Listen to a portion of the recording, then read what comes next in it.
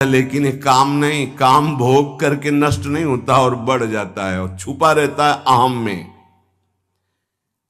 काम बंधन मेवैकम नान्यदस्तीह बंधनम काम बंधन मुक्तो ही ब्रह्म भूयाय कल्पते।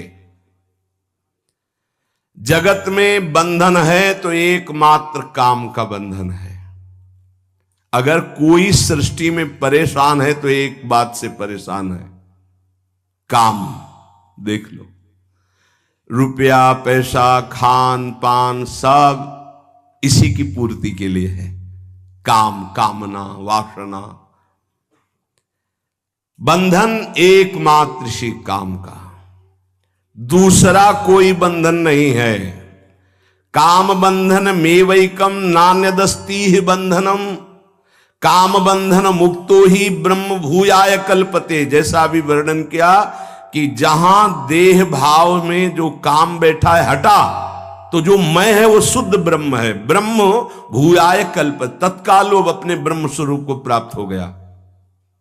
इसीलिए कहा गया है कि जाहि न चाही कबहु कछु तुम सन सहज सने बसौ निरंतर तासुर सोराउर निजगे। अनंत जन्मों से माया में ही सुख खोज रहा है। मना कष्टान इंद्रियाणी प्रकृति स्थान कर्षति। अब इस प्रकृति स्थान से हटने की तैयारी कर लिया, राधा नाम जप कर रहा है, प्रिया प्रीतम की भक्ति कर रहा है। ये चमत्कार हो गया,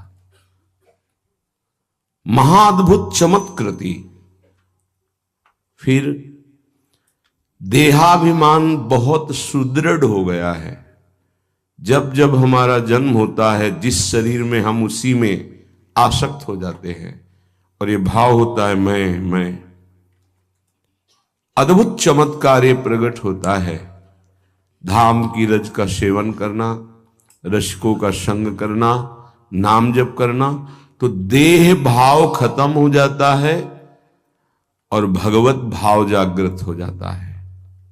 भगवत भाव में, उपासना में दास्य भाव सरस, वैसे तो शांत भाव भी लिया गया है पर वो सम है।